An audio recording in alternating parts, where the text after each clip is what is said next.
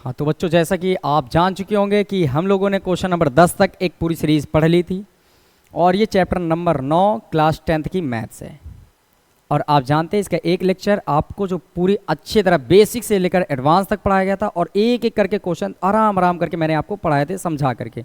तो उसी का ये लेक्चर नंबर 2 है और आज से ये एंड हो जाएंगे सारे क्वेश्चंस।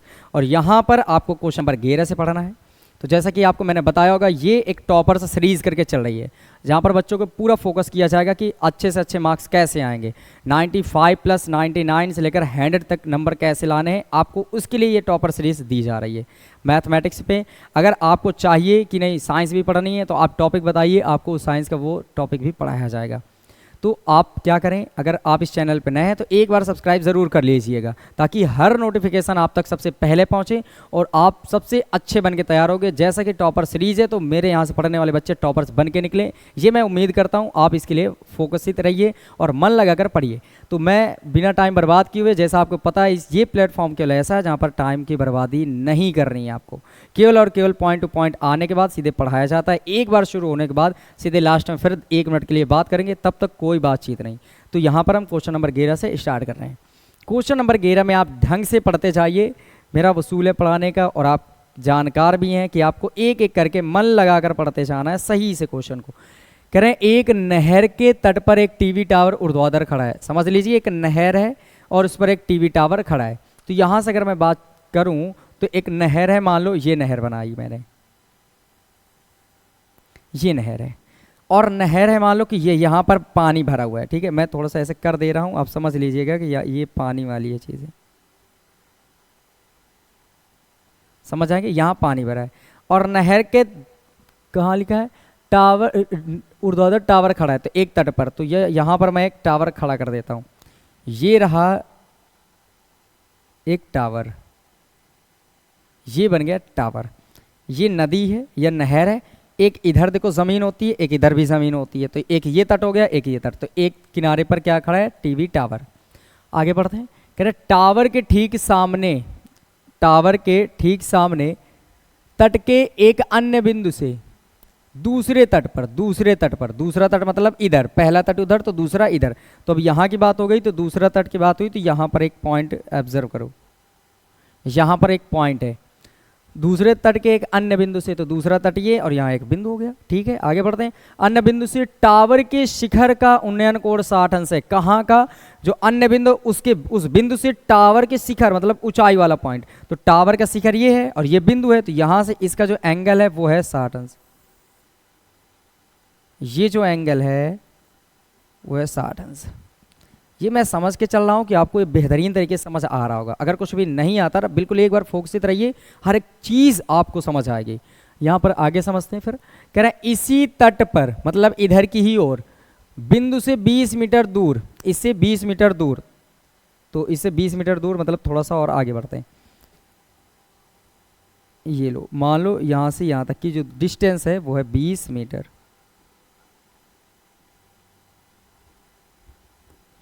20 मीटर दूर और इस बिंदु को मीनार के पाद बिंदु से मिलाने वाली रेखा पर स्थित एक अन्य बिंदु, मतलब यहाँ कहीं एक मीनार खड़ी है, तो यहाँ पर एक मीनार के लिए मैं ऐसे बना देता हूँ।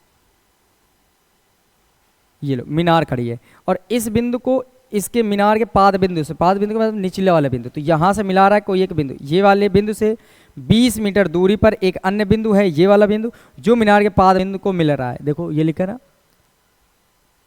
मीनार के पाद बिंदु से मिलाने वाली रेखा, पाद बिंदु ये तो मिलाने वाली ये रेखा पर है, समझ जाएंगे। तो यहां से इतना आपको समझ आया होगा। फिर समझिएगा जरा, कह रहे हैं अन्य बिंदु से मतलब इस बिंदु से टावर के शिखर का उन्नयन कोण 30 अंश है। यहां से उसका कोण कितना है 30 अंश, इसको भी बना दिया जाए। तो यहां से जो एंगल है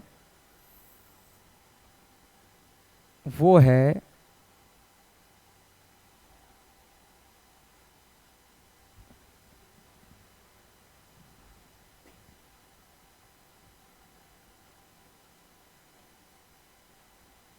30 अंश। एक बार अच्छे से बना दें।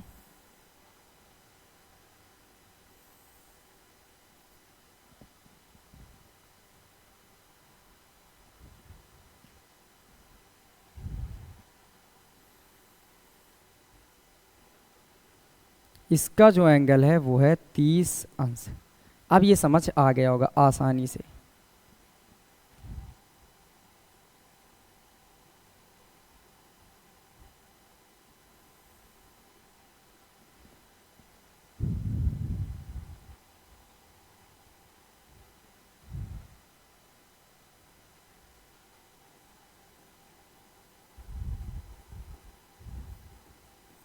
ये रहा पूरा एक चित्र बना दिया मैंने। देखिए एक बार समझिए, ये थी नहर, ये वाली जो चीज़ है ना, ये है नहर। मैंने ऐसे बना दिया, आपको ये नहर समझ लेनी। इस नहर का एक इधर तट है, एक इधर तट है। तो इस तट पर कोई एक बिंदु है जहाँ पर टीवी टावर खड़ा है, और इस तट पर एक कोई पॉइंट है जहाँ से मीनार के जो शिखर है, जो टावर है, उसके शिखर का उन्नयन कोण 60 अंश है। अब इस पॉइंट से 20 सेंटीमीटर दूरी पर एक ऐसा बिंदु है जो मीनार के पाद बिंदु से मिल रहा है, और इस पॉइंट से टावर के शिखर का उन्नयन कोण 30 अंश है। तो कह रहे हैं बता दो मुझे टावर की ऊंचाई कितनी है, ये हाइट। तो ये मान लो अपने पास h है। फिर आगे पढ़ो, और नहर की चौड़ाई, नहर ये है तो इसकी चौड़ाई पता करनी है। तो नहर की चौड़ाई को मान लो आपकी ये है x। आयोग की ये चित्र आपको समझ आया? अगर ये चित्र आया है तो पूरी तरह से क्वेश्चन खत्म, ये बिल्कुल आसान है। अब इसको मैं मिटा देता हूं, इसकी कुछ खास जरूरत नहीं पड़ी।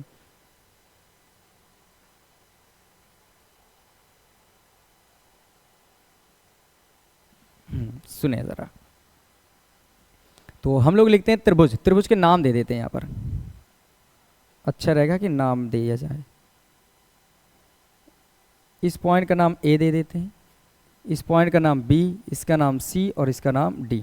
अब दो त्रिभुज नजर आ रहे हैं, एक ये वाला और एक बड़ा वाला, एक ये छोटा वाला एक बड़ा वाला, समझ जाएंगे। तो दोनों त्रिभुजों को एक एक करके लेना है। तो त्रिभुज बी सी डी में, त्रिभुज बी सी डी में, बी सी डी में अगर बी सी डी में आ जाएंगे तो यहाँ पर जो वैल्यू है वो बताइए। देखो ये लंब है और ये आधार है, बी सी डी। इस छोटे में मैं ये ऐसे करके दिखा रहा हूँ, ये है,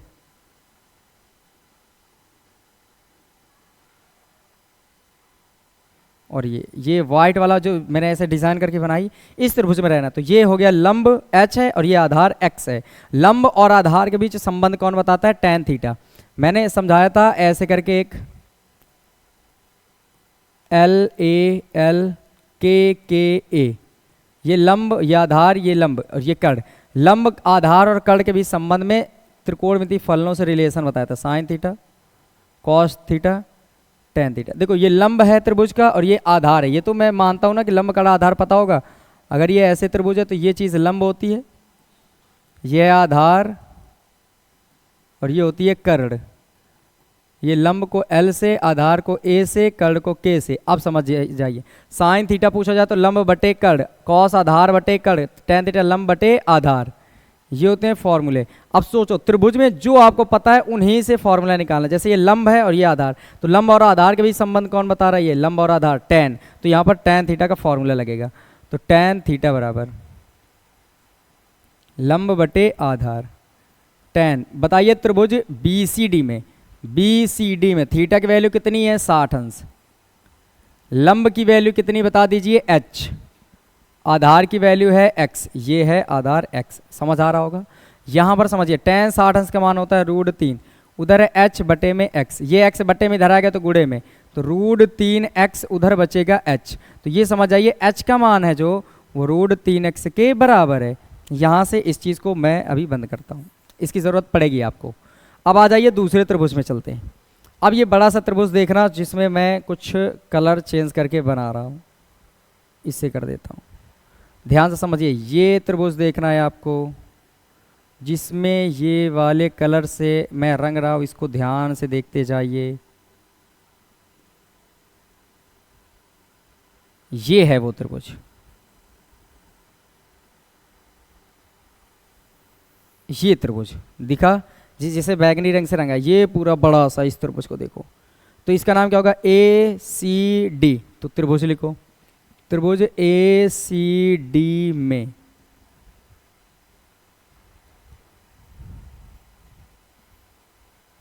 ठीक है, त्रिभुज ACD में देखो ये लंब है और ये जमीन वाला आधार है, तो लंब और आधार के बीच संबंध tan बताएगा, tan थीटा बराबर लंब बटे आधार। इन तीन की ही लगभग जरूरत पड़ेगी, अगर कभी की जरूरत पड़ेगी कोई और तो मैं बता दूंगा। तो इन तीन को आप नोट कर लिए होंगे अब तक, और मैं इसे मिटा देता हूं।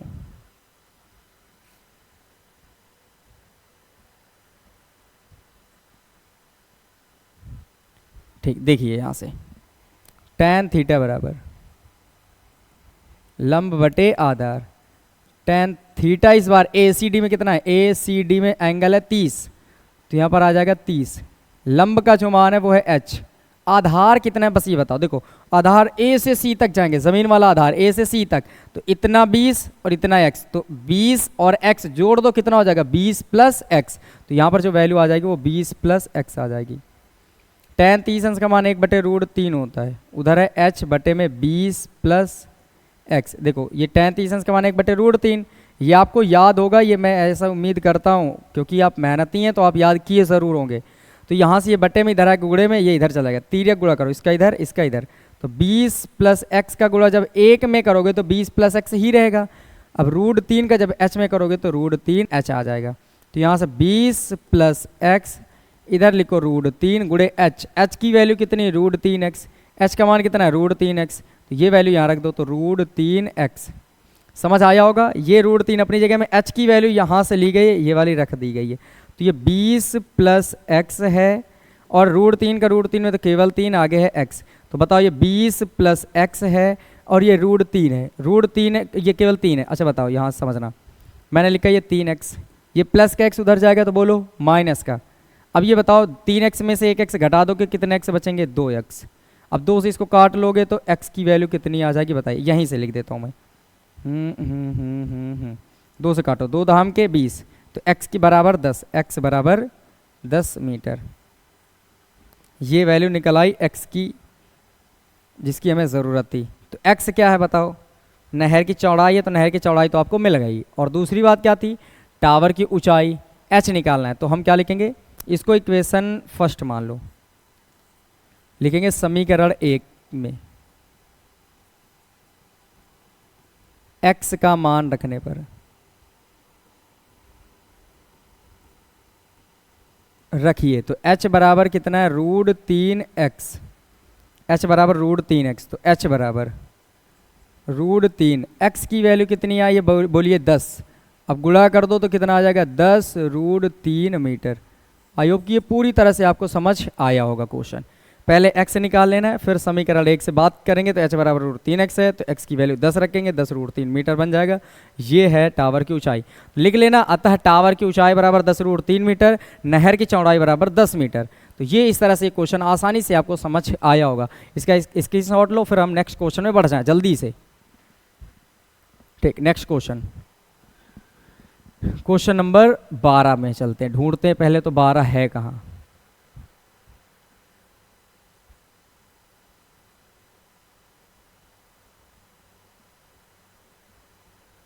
क्वेश्चन नंबर 12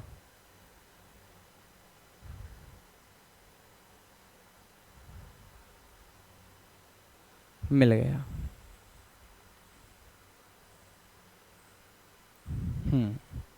ये है क्वेश्चन नंबर 12, और इसको आराम से आप पढ़िएगा और समझिएगा। क्वेश्चन नंबर 12 में क्या दिया जा रहा है, 7 मीटर ऊंचे भवन, भवन की ऊंचाई कितनी है जल्दी बताइए 7 मीटर। तो जल्दी से इसको भवन बनाओ। एक पहले ये मैंने बनाने की कोशिश की एक भवन, इसकी हाइट कितनी रखनी है बताइए 7 मीटर।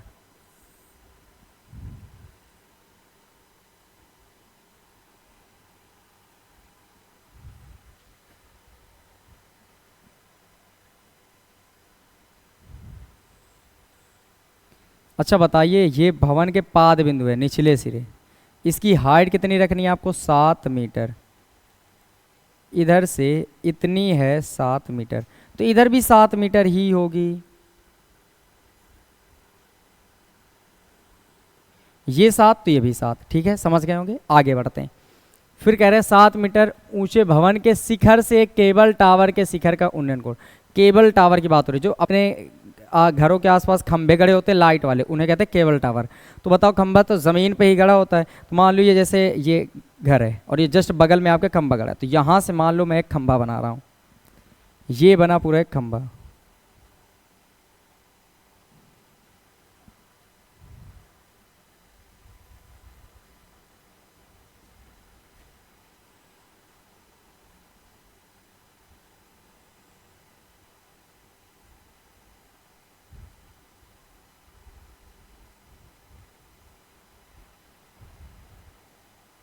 ये बना दिया मैंने एक खंभा।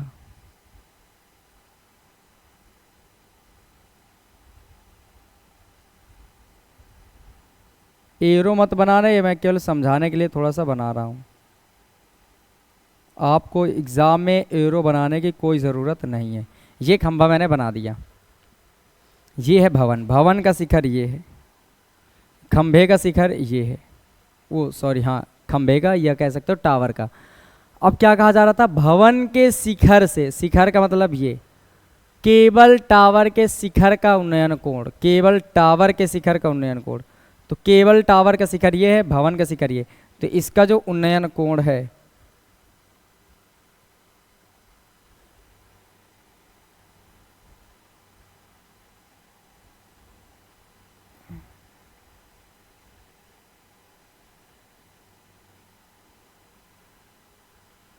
ये जो उन्नयन कोण है ये है 60 अंश।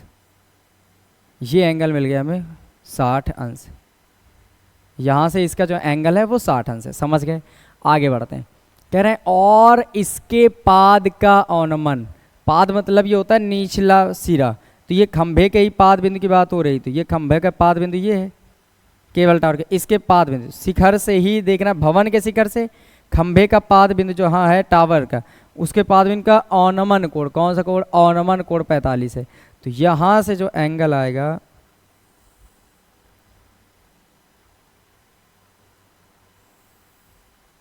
ये औनमन कोण यहाँ दिखाया जाता है, ये है 45 डिग्री। इतना समझ आ गया होगा। अब एक बात समझिए ज़रा, मैंने आपको एक चीज़ बताई थी, अगर दो लाइनें हैं समांतर, इनको एक ये रेखा काट दे तो ये एंगल हमेशा बराबर होंगे। अगर ये थीटा तो ये भी थीटा, ये 30 तो ये भी 30, ये 50 तो ये भी 50, ये 100 तो ये भी 100। क्यों? क्योंकि ये दोनों एकांतर कोण होते हैं। कैसे पहचानोगे? अगर जेड शेप मिल जाए आपको,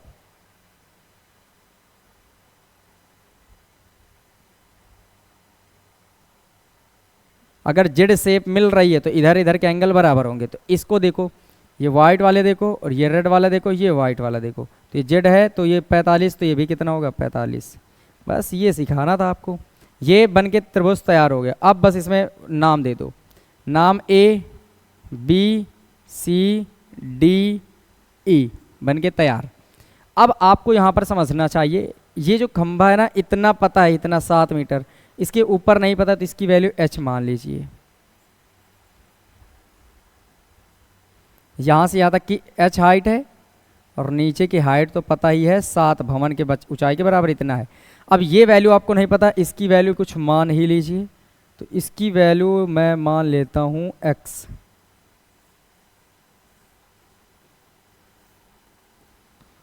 चलो अब हल करो इसको, और बिल्कुल आसान है इस क्वेश्चन को कर पाना। चलो कुछ त्रिभुज लेते हैं। कौन कौन सा त्रिभुज लेना? पहले ए बी सी में, त्रिभुज ए बी सी में आ जाते हैं। त्रिभुज ए बी सी में देखो, ए बी सी में ए बी सी, ये वाला मैं पॉइंट कर रहा हूं ऐसे,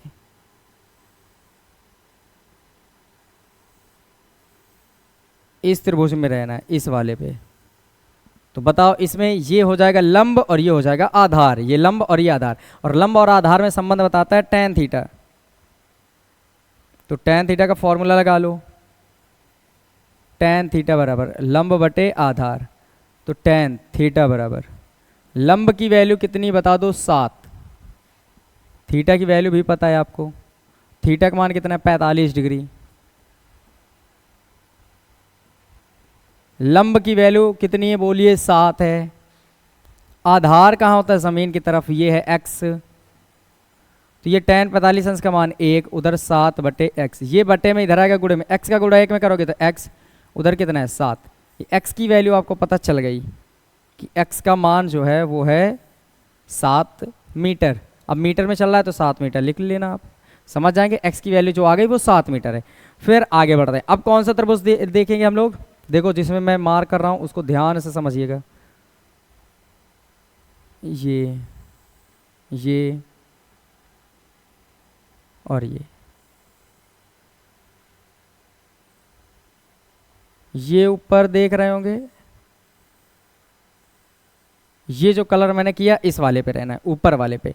इसका नाम क्या होगा, सी डी ई या CED बोल सकते हो, त्रिभुज CED में, त्रिभुज CED में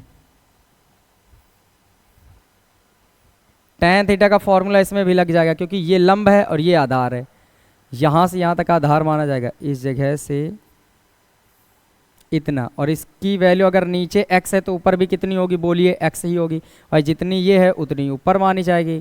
तो यहाँ पर वैल्यू कितनी आ जाएगी, tan थीटा का फॉर्मूला लगा लीजिए, tan थीटा बराबर लंब बटे आधार। tan थीटा की वैल्यू इस बार कितनी है, इसमें 60 अंश। लंब की वैल्यू कितनी है, ये है, ये खंबे की हाइट है, ये कितनी है h स्मॉल लेटर में। आधार a की वैल्यू कितनी है x। tan 60 अंश का मान होता है √3। h की वैल्यू नहीं पता है, x का मान आपको पता चल चुका है 7। ये 7 बटे में इधर आएगा तो गुणे में, तो 7√3, उधर क्या बच जाएगा h बराबर 7√3 बन गया। बस यही है h की वैल्यू, 7√3 मीटर। ये जो इतना h है ना, इसकी वैल्यू मिल गई आपको कि 7√3 मीटर बन के आ गया।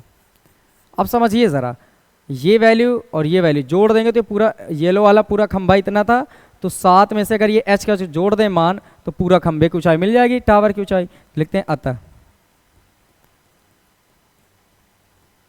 टावर की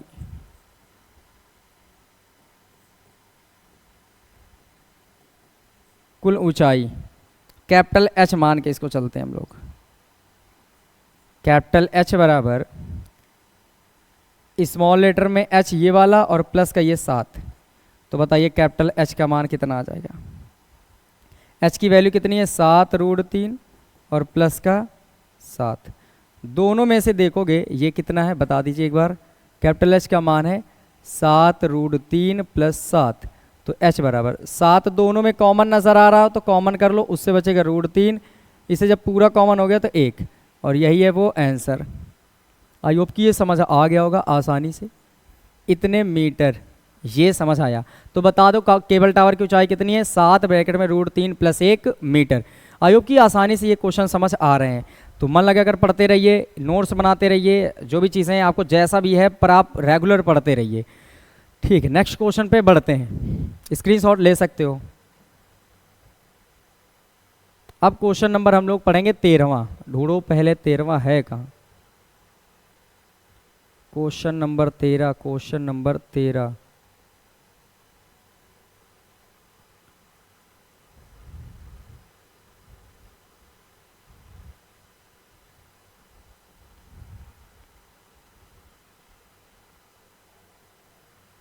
ठीक है, इस क्वेश्चन नंबर 13 की तरफ बढ़ते हैं।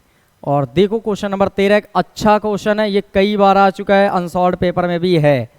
मतलब ये कह सकते हो ये एक अच्छे नंबर देकर जा सकता है, क्योंकि ये बोर्ड एग्जाम लायक क्वेश्चन है।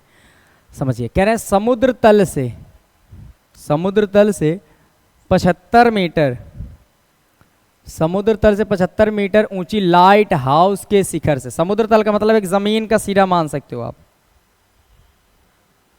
ये लो, ये मान लिया जाए कि ये समुद्र तल बना दिया मैंने, एक समुद्र तल है ये। और तो समुद्र तल से 75 मीटर ऊंची लाइट हाउस, 75 मीटर ऊंची लाइट हाउस, तो यहां पर बनाते हैं लाइट हाउस। ये बन गई 75 मीटर, यहां से इतनी है इसकी हाइट, 75 मीटर ऊंची लाइट हाउस के शिखर से देखने पर दो समुद्री जहाज़ों के अवनमन कोण 30 डिग्री और 45 डिग्री हैं। अच्छा, दो जहाज़ हैं, तो यहाँ पर मैं दो जहाज़ बनाने की कोशिश करता हूँ समझाने के लिए। तो पहले तो इसको और मैं बढ़ा दूँ ताकि मैं अच्छे से चित्र बना सकूँ। समझिए, एक जहाज़ यहाँ कहीं पास है,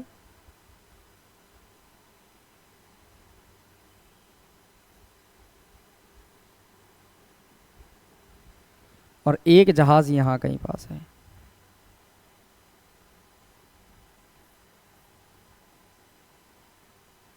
दो जहाज बन गए मान लो, ठीक है, ये अपने पास दो जहाज हैं।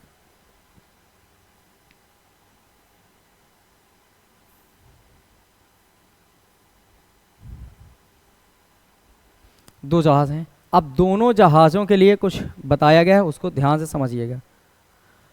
हाँ, कह रहे हैं लाइट हाउस के शिखर से देखने पर, शिखर ये है, इसके शिखर से देखने पर समुद्री जहाज़ों के अवनमन कोण 30 डिग्री और 45। मान लो जब इसको देखा जाएगा और जब इसको देखा जाएगा, जब इसको देखा जा रहा है यहाँ से, तो भाई ये अगर ऊपर है तो ऊपर से देखेंगे, इसको भी ऊपर से ही देखेंगे।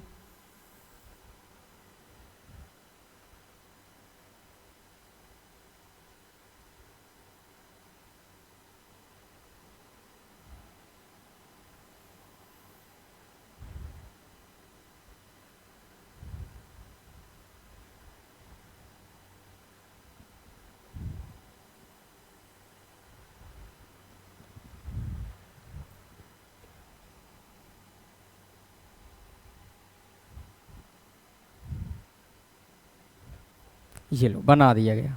अब दोनों को ऊपर से अगर देखा जा रहा है तो आपको यहाँ पर एंगल के बारे में ध्यान से समझना चाहिए। अगर ऊपर से देखेंगे तो आपको ऐसे ऐसे ऐसे ऐसे, ऐसे देखना होगा, बनाना होगा। अवनमन कोण की बात हुई है तो अवनमन कोण को ध्यान से समझिएगा, तभी आपको मजा आएगी। तो पहले कितना था, देखो देखने पर दो समुद्री जहाज़ों के अवनमन कोण 30 डिग्री हैं और 45 डिग्री हैं। तो पहले का 30 है, दूसरे का 45 है। तो पहले वाला मान लो ये जहाज़ है, तो अवनमन कोण यहाँ से दिखाया जाता है ऐसे। तो उस ऊपर वाली लाइन, इस लाइन का जो एंगल है वो है 45 डिग्री।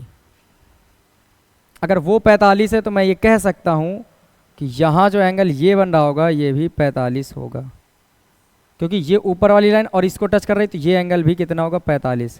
क्योंकि अगर ये 45 तो ये भी 45, समझना।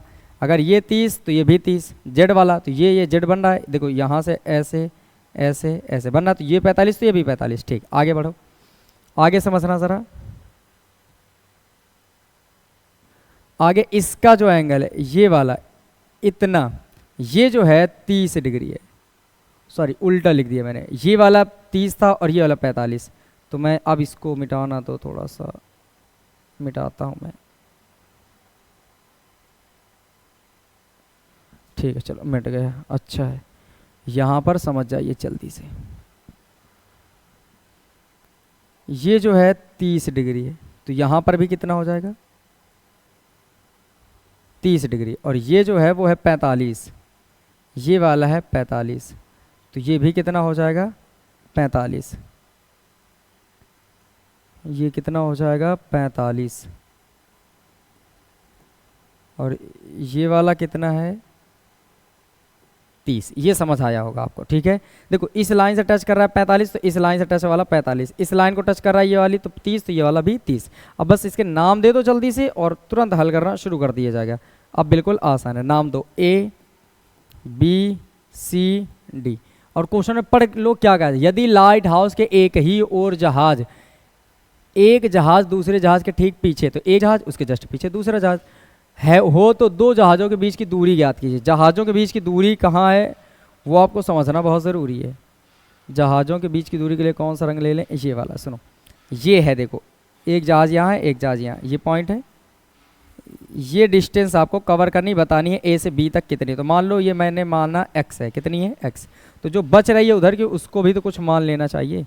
तो ये जो वैल्यू है ये मान के आप चलिए कि इसका मान है y, और ये 75 तो दिया ही है। बस ख़त्म, इस चित्र को बनाना ज़रूरी था, चित्र बन गया तो आंसर आपके हाथों पे है। समझिए ज़रा, यहाँ से मैं कहूँ कि दो त्रिभुज नज़र आ रहे हैं, एक BCD और एक ACD। तो पहले हम BCD छोटे वाले में आ रहे हैं। त्रिभुज BCD में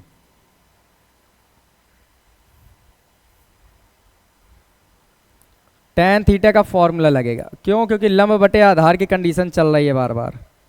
देखो ये लंब है और ये आधार है, तो लंब और आधार के बीच संबंध tan बताता है, उधर अभी बनाया था, आप चेक कर सकते हैं। tan थीटा बराबर लंब बटे आधार।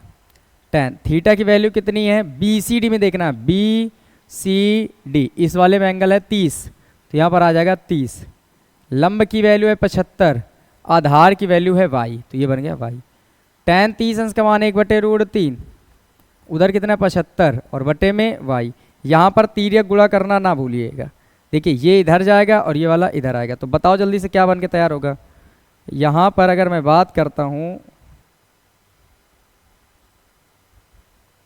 ये y का गुणा 1 में होगा तो y बनेगा, और 3 का 75 में करोगे तो 75√3 आ जाएगा। y की वैल्यू पता चल गई कि b से c तक की वैल्यू जो है वो y है, और y का मान इतना आ गया। ठीक है, आगे दूसरे त्रिभुज को ले लो। दूसरा त्रिभुज हम लोग कौन सा लेना पसंद करेंगे, इसका नाम ए सी डी, ये वाला ए सी डी बड़ा वाला त्रिभुज। तो त्रिभुज ए सी डी में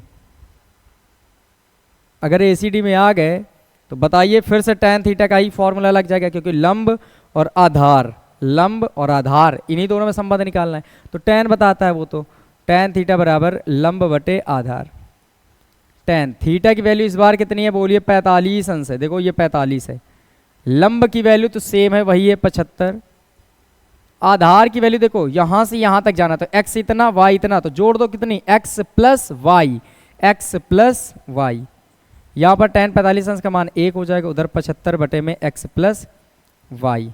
ये बटे में है, फिर से गुणा कर दोगे तो अगर मैं कहूँ इसका गुणा इधर होगा तो बताइए कितना आ जाएगा। x प्लस वाई का गुणा 1 में करेंगे आप तो बन जाएगा x प्लस वाई, उधर कितना बनेगा 75। तो ये x की वैल्यू ये है, प्लस y का मान बताओ कितना, 75√3। ये वैल्यू रखी जाती है यहाँ पर 75√3। कलर चेंज कर दूँ मैं यहाँ पर 75√3, एक एरो बना दूँ ताकि आपको पता चले कहाँ से आया है। ये जो है ना ये y का मान है, y का, और y की वैल्यू कहाँ से ली गई है, यहाँ से एरो बना देते हैं ताकि आप समझ जाइएगा। तो यहाँ से आप बताइए आगे इधर कितना है 75, बताइए प्लस का उधर जाएगा तो माइनस का 75, तो ये है ही, ये प्लस का उधर गया तो माइनस का 75√3।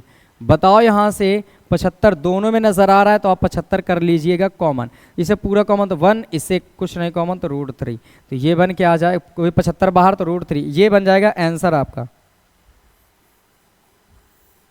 x की वैल्यू पता करनी थी, a और b के बीच की डिस्टेंस वो कितनी है 75 ब्रैकेट में 1 माइनस √3 लिख देना। अतः दोनों जहाजों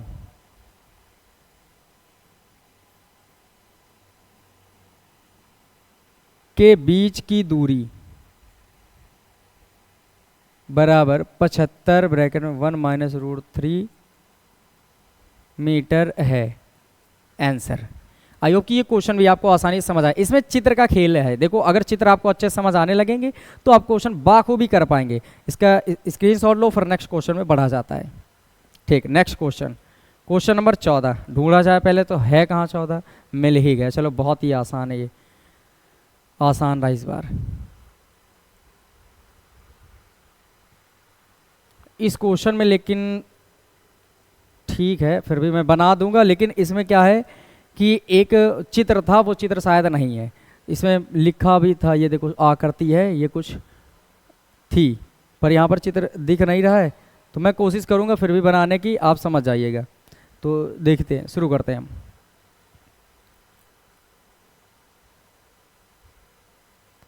क्वेश्चन पढ़ो। 1.2 मीटर लंबी एक लड़की भूमि से 88.2 मीटर की ऊंचाई पर एक क्षैतिज रेखा में हवा में उड़ रहे गुब्बारे को देखती है। एक लड़की है, वो 1.2 मीटर है, समझना ध्यान से। मैं यहाँ पर एक लड़की बना देता हूँ।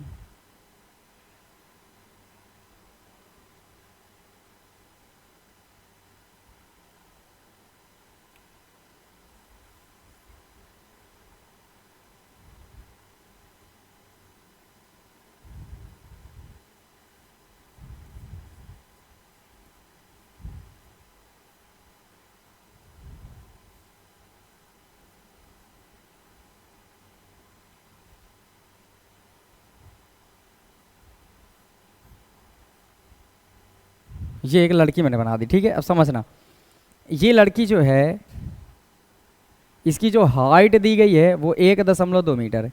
मतलब इस लड़की की टोटल जो हाइट है वो है 1.2 मीटर। समझ गए? अब सुनिएगा ज़रा, ये लड़की, एक लड़की भूमि से 88.2 मीटर की ऊंचाई पर, तो बताओ 88, भूमि यहाँ मान लो ये भूमि है, इससे कितने 88.2 मीटर ऊंचाई पर, तो यहीं से मान लो मैं बना रहा हूँ एक लाइन, यहीं से एक लाइन बनाई जा रही, ये लो, समझ लेना कि ये जो इसकी हाइट है वो है 88.2 मीटर।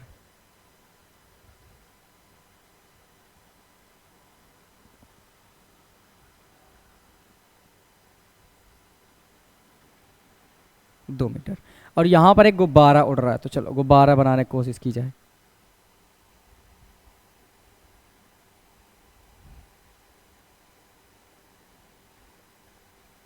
ये बना दिया मैंने गुब्बारा, ये उड़ रहा था। ठीक है, आगे समझते हैं जरा। ऊंचाई पर क्षैतिज रेखा में हवा उड़ रहे गुब्बारे को देखती है, किसी भी क्षण लड़की की आंख से गुब्बारे का उन्नयन कोण 60 अंश है। तो यहाँ पर ये लड़की थोड़ा सा दूर खड़ी कर दो इधर की ओर, मान लो कि ये लड़की जो है थोड़ा सा शिफ्ट है इधर की ओर, या इधर मान सकते हो आप, किसी भी एक तरफ मान लेंगे। आगे बढ़ते हैं। आंख से गुब्बारे का उन्नयन कोण 60, कुछ समय बाद उन्नयन कोण घटकर 30 अंश हो जाता है। इस अंतराल के दौरान गुब्बारे द्वारा तय की गई दूरी ज्ञात कीजिए। पहले मान लो ये लड़की यहाँ पर शिफ्ट है, ये लड़की यहाँ पर है, समझ गए ना? ये लड़की उठाओ इधर से, हटाओ इस लड़की को, हटाओ, चलो निकलो तुम यहाँ से, तुम्हारा काम खत्म। ये जो लड़की थी वो शिफ्ट हो गई है बगल में, यहाँ पर मैं बना देता हूँ बिल्कुल छोटी सी एक लड़की।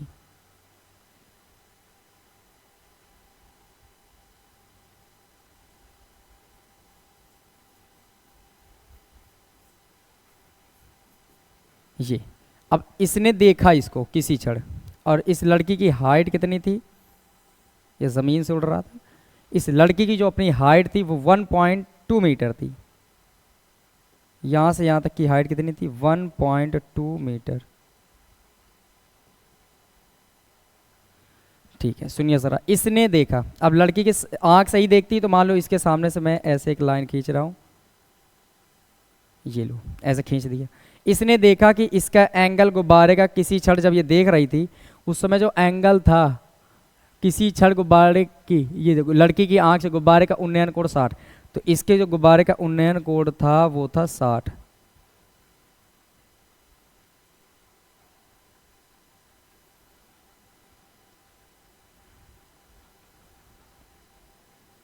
ये एंगल था 60, समझ गए होंगे इतना। फिर आगे कह रहा है कुछ समय बाद उन्नयन कोण घटकर 30 अंश हो जाता है। मतलब समझना, ये गुब्बारा उड़ रहा था, इतने हाइट पर था। अब ये सोचो जब उड़ते उड़ते कुछ और आगे भी गया होगा, तो मान लो ये ऐसे ऐसे ऐसे मूव करता चला गया, यहाँ से ऐसे उठा उठा उठा उठा और यहाँ कहीं इतनी दूर आया, तो अब ये गुब्बारा इसके सामने कहीं पास होगा, यहाँ कहीं पास, और यहाँ जब पहुँचेगा तो गुब्बारे के पहले शेप बना दूँ मैं,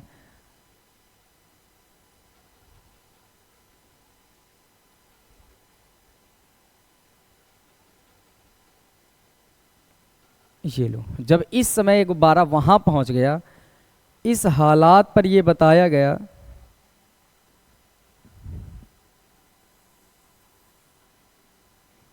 कि अब जो लड़की के आंख से उन्नयन कोण था वो कितना हो जाता है, वो आप ध्यान से समझिएगा ज़रूर।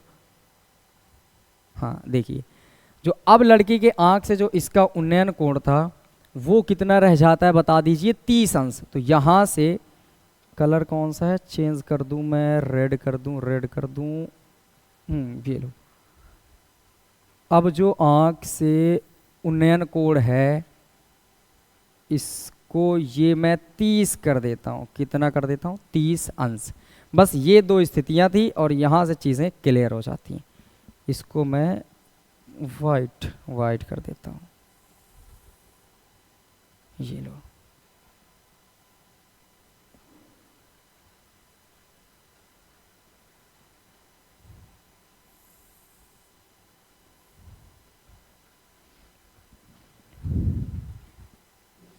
ठीक है, सुनिए ज़रा, अब बिल्कुल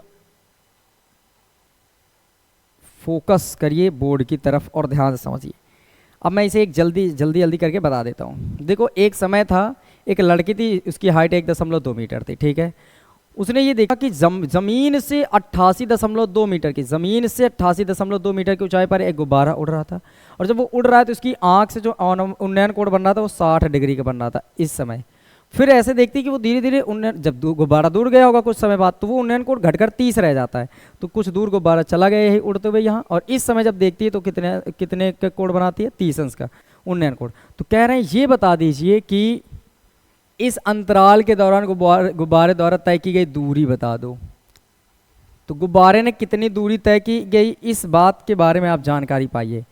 पहली स्टेज ये थी गुब्बारे की, फिर बाद में इसके सामने पहुंचा, मतलब कहीं ना कहीं यहाँ से यहीं तक तो इसने ट्रैवल किया, ये तो ये ट्रैवल है, ये डिस्टेंस आपको पता करनी। अच्छा बताओ, मैं कह रहा हूँ ये 1.2 मीटर, तो ये भी कितना होगा, 1.2 मीटर। मैं पूछूँ ये कितना होगा, 1.2 मीटर। तो अब लड़की की आंख तो मान लो ऊपर यहाँ होगी, पर अब समझ लीजिए यहाँ से देख रही है, ठीक है, वो ऐसे समझ जाओ कि ये ऊपर की ओर आंख अपनी ऐसे करके देख रही थी, ये लो ऐसे देख रही थी, ठीक है। अब जब देखेगी तो यहाँ से उन्नयन कोण बनने तैयार, तो जो हाइट ली जाएगी वो यहाँ से ली जाएगी, सारी चीज़ें दूरियाँ भी यहीं से ली जाएंगी, समझ रहे होंगे मेरी बात को।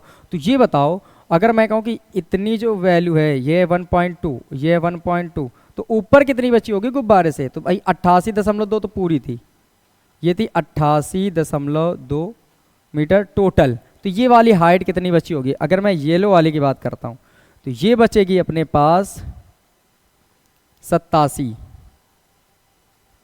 ये जो येलो वाली है 87 मीटर बचेगी।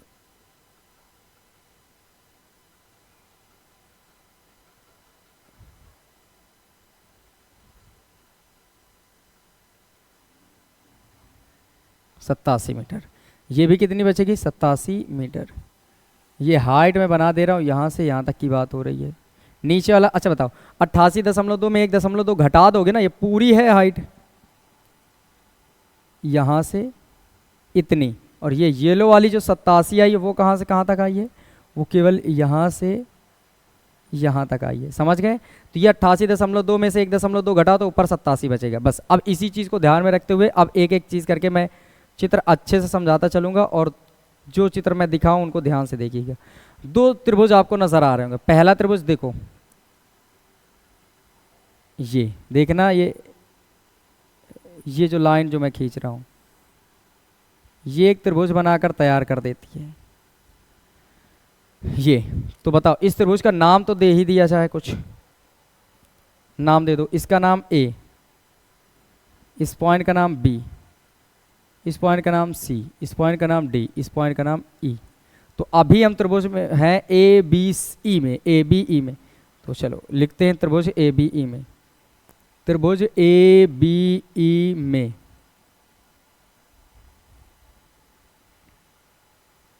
फॉर्मूला बताइए किसका लगेगा। ये है लंब, अच्छा ये कुछ पता तो है नहीं नीचे के। अब ये 1.2 हटाओ यहाँ से, देखो यहाँ से यहाँ तक की जो डिस्टेंस है इतनी, इसको कुछ मानते हैं, ये इसको x मान लेते हैं और इस वाले को y मान लेते हैं, समझ जाएंगे। इधर वाली x a से b तक, b से c तक y। अब जो ये नीला वाला किया था मैंने ए बी ई में, तो इसमें आ जाएं, tan थीटा का फॉर्मूला लगा लो, लंब बटे आधार।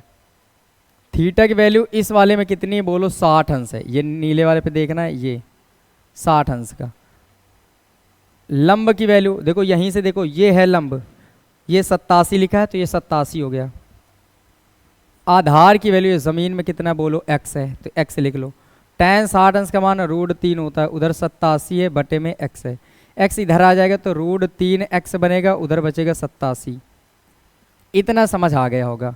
अब यहाँ पर समझिए, ये √3 बटे गुणे में इधर आ गया तो बटे में, तो x बराबर 87 बटे में √3। अब जैसे ही √3 आ जाता है, नीचे रूट की संख्या आती तो परिमेयकरण आपको करना है, जो है उसी से गुणा उसी से भाग करो। जैसे √3 है तो √3 से गुणा, √3 से भाग, तो ऊपर गुणा करोगे तो 87 √3 आ जाएगा। नीचे √3 का √3 तो 3, 3 से काट लेंगे इसको, 3 से काटो, 3 दूने 6, 2 बचेंगे, 2 7 27, 3 9 27। तो जो x की वैल्यूज आएगी वो आएगी x की वैल्यू 29 √3 मीटर। ये x का मान मिल गया। अब आ जाते हैं दूसरे त्रिभुज में।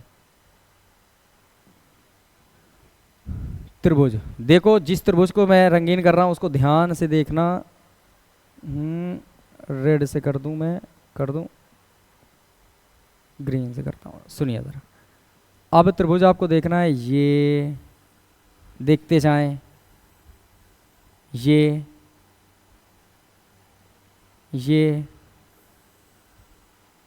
और ये, समझ गए? इस त्रिभुज में रहना, ग्रीन वाला जो मैंने किया, ये नाम क्या होगा? ए सी डी। तो आ जाओ त्रिभुज ए सी डी में।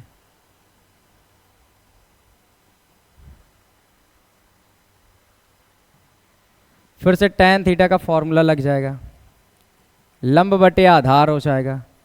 tan थीटा बराबर, थीटा की वैल्यू इस बार कितनी बता दीजिए ज़रा। देखो ये ग्रीन वाले में कितना है, ये 30 डिग्री, तो ये आ जाएगा 30। लंब की वैल्यू बताओ इसमें कितनी है? 87। आधार की वैल्यू कितनी है बोलो? ये बड़ी सी, ए से सी तक गए हैं ना, तो x और y, तो x प्लस वाई। बताओ tan 30 अंश का मान 1/√3 होता है। उधर 87 और बटे में कितना है? x plus Y.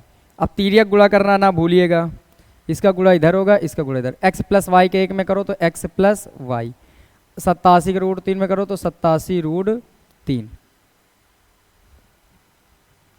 x plus Y का एक में करेंगे x प्लस वाई, और इसका इसमें कर दो तो कितना आ जाएगा?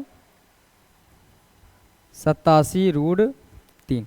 अब यहाँ पर समझना ज़रा, x है अपनी जगह में, x की वैल्यू 29√3 ये दिख रहा है, तो ये आ गया 29√3 प्लस ये y अपनी जगह में बराबर में 87√3। देखो यहाँ पर मैं एरो कर देता हूँ, मार्क कर देता हूँ, ताकि आपको समझ आ जाए कि ये मैंने कहाँ से वैल्यू ली। ये जो x का मान है यहाँ से, और ये वैल्यूज़ ली गई है यहाँ से, समझ जाएंगे। अब ये बताओ, ये y का मान निकालना, तो ये प्लस का उधर जाएगा तो माइनस का, तो y बराबर 87√3 तो था ही, माइनस कर लेंगे, प्लस का उधर गया तो माइनस का 29√3, तो √3 है कॉमन, तो इससे बचेगा 87 माइनस इससे बचेगा 29। 87 √3 तो बाहर है, 87 माइनस ये 29, 87 में से 29 घटा दोगे, जो बच जाएगा वो आंसर आपका।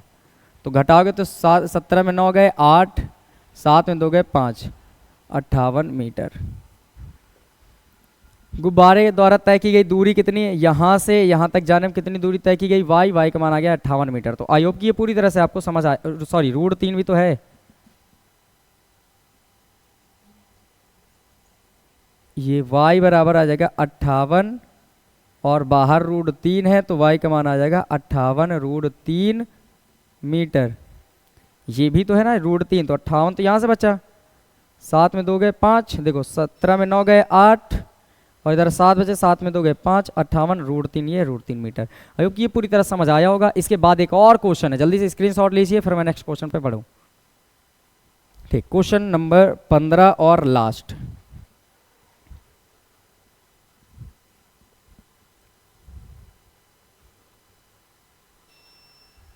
क्वेश्चन में इंपॉर्टेंट डालना ना भूलें, क्योंकि ये बेहतरीन क्वेश्चन आया है। ठीक है, समझ लीजिए ज़रा इस क्वेश्चन को। कह रहे हैं एक सीधा राजमार्ग एक मीनार के पाद तक जाता है। राजमार्ग मतलब एक रास्ता, ये है एक रास्ता, और ये मीनार के पाद बिंदु तक जाता है। मतलब ये जो रास्ता है, इसके रास्ते में जो सबसे साइड में है वो क्या है? कि मीनार है। तो ये लो, ये मैंने बना के तैयार कर दी एक मीनार।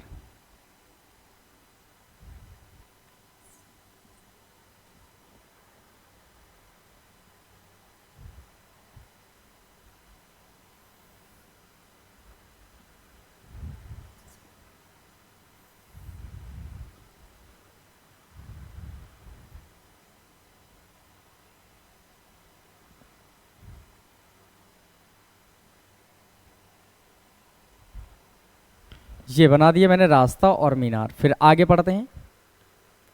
मीनार के शिखर पर खड़ा है एक आदमी, यहां पर एक आदमी खड़ा है इस जगह पर, ठीक है, खड़ा एक आदमी एक कार को 30 अंश के अवनमन कोण पर देखता है। मतलब इधर कहीं ना कहीं एक कार तो है, तो चलो आ जाओ कार बना लेते हैं। पहले समझो इसको थोड़ा सा, और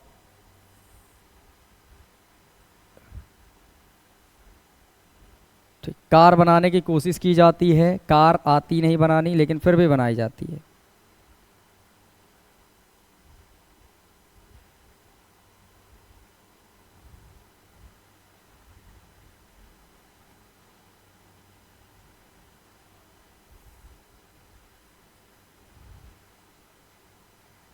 ये लो बना दी गई कार एक, समझ जाना कि ये कार है, समझने में क्या जाता है अपना। अब कार की बात तो हो गई। फिर कह रहे हैं कि कहाँ मीनार के शिखर पर खड़ा एक आदमी कार को 30 अंश के औनमन कोण पर देखता है। मतलब इस कार को जो औनमन कोण देखता है वो ऊपर से देख रहा है तो औनमन कोण ही बनेगा, और वो बन रहा है 30 अंश का। मतलब इस आदमी के द्वारा इस कार का जो बनाया गया औनमन कोण है वो 30 डिग्री है। इतना समझ आ गया, ठीक है। आगे बढ़ते हैं। जो कि मीनार के पाद की ओर एक समान चाल से जाती है। मतलब ये कार आगे की ओर मूव कर रही है, तो जैसे ही अगर जा रही है तो चलो इसको बढ़ाते हैं और ये मान लो थोड़ी देर बाद कार यहाँ पहुँच जाती है। इसकी जो स्टेज है वो उड़ती है और यहाँ पर पहुँच जाती है।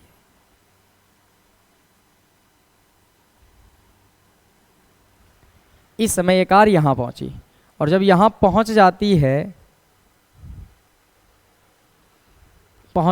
6 सेकंड बाद कार का अनुमान कोण 60। मतलब यहाँ से यहाँ तक जाने में जो ट्रैवलिंग में टाइम लिया उसने कितने सेकंड लिया है? 6 सेकंड। 6 सेकंड, अनुमान कोण 60। अब इस समय जो इसका अनुमान कोण है वो 60 है, तो ये जो एंगल है इस बार ये हो गया है 60 अंश। चलो अनुमान कोण की बात की है तो हमें एक ऊपर लाइन खींचनी जरूरी है। अनुमान कोण में बड़े ध्यान से समझिएगा। देखो इसका जो अनुमान कोण था 30, तो मतलब इस लाइन से केवल इस लाइन को टच करना, ये था 30, तो ये भी कितना होगा 30। अनुमान के लिए पहले ऊपर दिखाते हैं। मुझे पता था कि ये बराबर तो नीचे बराबर होना, ये पिछले क्वेश्चन में बताया था कि अनुमान जितना ऊपर होगा उतना नीचे। बस ये याद रखना, पहली बार यहाँ थी तो इस लाइन से इसको टच करना, तब ये वाला एंगल 30, फिर दोबारा इसको टच करना था तो कितना था 60, तो ये भी कितना होगा 60। अब क्वेश्चन कह रहे हैं इस बिंदु से मीनार के पाद तक पहुंचने में कार द्वारा लिया गया समय ज्ञात कीजिए। कह रहे हैं यहां से यहां तक जाने में, यहां से कार द्वारा इस जगह से इस जगह तक जाने में 6 सेकंड का टाइम लिया जा रहा है। कितने सेकंड? 6 सेकंड का। यहां से यहां तक जाने में, तो कह रहे हैं यहां से यहां तक कितने सेकंड में वो यहां से यहां तक पहुंच जाएगी, यहाँ से यहाँ तक पहुँच जाएगी। टाइम बताना कितने सेकंड में। तो एक बात समझिएगा ज़रा, बिल्कुल आसान है। नाम दे दो पहले ही। इसका नाम मान लो मैंने नाम दिया, इसका नाम ABCD दे दें। किस रंग से? रेड, इससे दे देते हैं। नाम A, B, C और D। चलो नाम तो दे दिए। अब आ जाते हैं अपने क्वेश्चन पे। हम लिखते हैं A से B तक, A से B तक कार द्वारा चलने में लिया गया समय बराबर 6 सेकंड। ये दे रखा है, समझ गए ना? 6 सेकंड। A से B तक जाने में कितना सेकंड? 6 सेकंड। अगर मैं लिखूं कि माना कार की चाल, क्योंकि कार की चाल तो पता नहीं है, तो चाल बराबर x किलोमीटर प्रति सेकंड। किलोमीटर या मीटर प्रति सेकंड, जो आपको लगे सही वही लिख लो। मीटर प्रति सेकंड मैं लिख लेता हूँ, क्यों? क्योंकि यहाँ पर किलोमीटर तो बहुत दूर की बात है, यहाँ पर मीटर प्रति सेकंड में हम चल रहे हैं, क्योंकि लगभग सभी क्वेश्चन मीटर प्रति सेकंड में आए। अगर आप किलोमीटर प्रति सेकंड लिखोगे तो जो भी दूरी आएगी वो किलोमीटर प्रति सेकंड में आएगी, और मीटर प्रति सेकंड, देखो अगर आपने चाल को किलोमीटर प्रति सेकंड में माना है तो जो दूरी आएगी वो किलोमीटर में आएगी। अगर आपने चाल को मीटर प्रति सेकंड में माना है तो जो दूरी आएगी वो मीटर में आएगी। बस इतनी बात है। तो यहाँ पर मैंने मीटर माना है तो दूरी को हम मीटर में कन्वर्ट कर लेंगे, मीटर में मानेंगे। अब समय मिल गया, चाल मिल गया। अब लिखेंगे अतः A से B तक, A से B तक तय की गई दूरी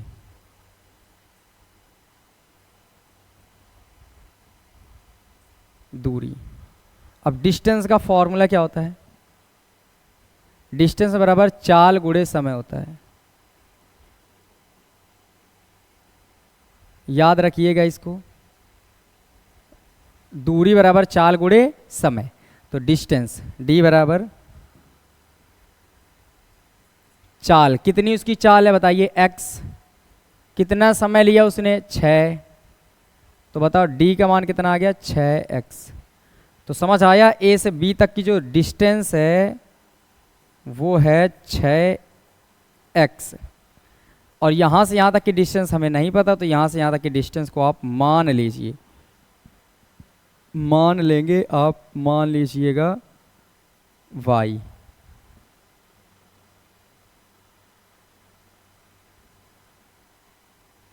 ये y है, इतना बन गया। देखो यहाँ से यहाँ तक की डिस्टेंस पता चल गई, टाइम था, चाल मान ली x, तो चाल बराबर दूरी बराबर चाल गुणे समय, तो निकल आएगा 6x। अब ये y पता करनी, पहले तो डिस्टेंस पता करेंगे फिर समय हम निकाल लेंगे आसानी से, पहले y पता करनी है हमें। तो दो त्रिभुज नजर आ रहे हैं, फिर से आपको मैं त्रिभुज एक एक करके लेता हूँ और आपको मैं दिखाता हूँ कौन कौन से त्रिभुज देखने हैं आपको। पहली बार जिसमें रेड कलर कर रहे हैं उसको ध्यान से देखिएगा,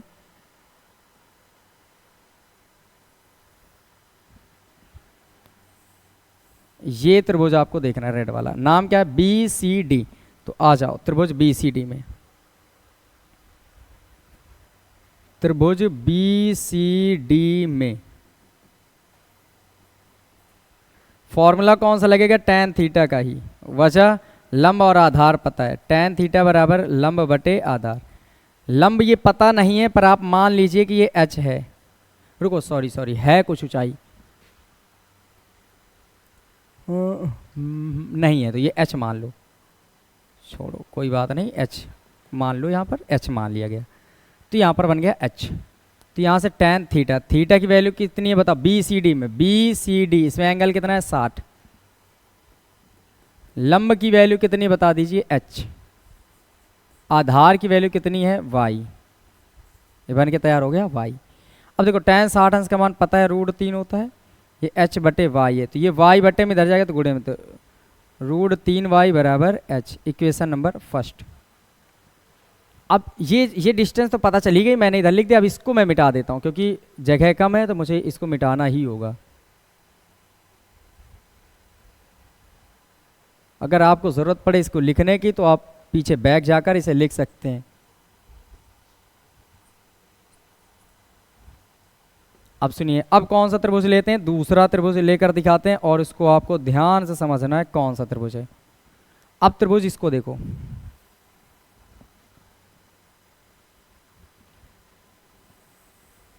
ये और ये दिख गया, ये त्रिभुज, इसको लेना है। इसका नाम क्या है बता दीजिए, इसका नाम होगा ACD, त्रिभुज ACD में फॉर्मूला लगाएंगे tan थीटा का ही, tan थीटा बराबर लंब बटे आधार। tan थीटा, tan इस बार थीटा की वैल्यू इस बार कितनी जल्दी बताइए, थीटा का मान इसमें कितना है, 30। लंब की वैल्यू कितनी बोलो, h। आधार की वैल्यू इस बार यहां से यहां तक, तो बोलो 6x ये और y है, तो 6x प्लस y, तो ये बन जाएगा 6x प्लस y। तो tan 30 अंश का मान होता है 1 बटे √3, उधर है h बटे में 6x प्लस का y। तो ये गुणा करो तिर्यक, इसका गुणा इधर और इसका गुणा इधर, तो 6x प्लस y का गुणा जब 1 में करोगे तो आ जाएगा 6x प्लस y, √3 के h में करोगे तो √3h। देखो h की वैल्यू यहाँ पर आप चेक करिए, h का मान है √3y, तो ये बनेगा 6x, ये बनाओ इसको 6x प्लस y, √3, h का मान देखो यहाँ से √3y, तो √3y, वैल्यू रखो 6x प्लस y, √3 का √3 में तो 3y, बताओ ये प्लस y उधर जाएगा तो माइनस, इधर बचेगा 6x, ये 3y है, ये प्लस का y इधर आएगा तो माइनस का y। तो बताओ ये 6x है, उधर 3y में से एक y घटा दो तो 2y बचेगा। तो समझिए ज़रा, यहाँ से जो वैल्यू निकली अपने पास वो निकली 2y बराबर 6x, 2y बराबर 6x। 2 से इसको काट लिया जाता है यहाँ पर, तो 2 तिया 6, तो y बराबर मिल गया 3x। ये y क्या है, डिस्टेंस b से c तक, तो हम लिखते हैं b से c तक दूरी, b से सी की दूरी बराबर 3x और चाल, कार की चाल बराबर है कितनी, चाल x मानी थी पीछे आप देख सकते हैं, ये मीटर में आई है और ये है मीटर प्रति सेकंड चाल, मीटर प्रति सेकंड। अब लिखेंगे अतः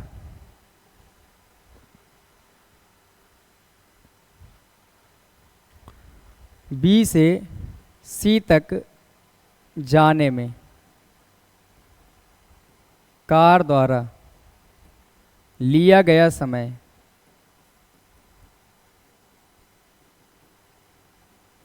और समय बराबर क्या होता है बता दीजिए, जल्दी से बताइए। समय बराबर होता है,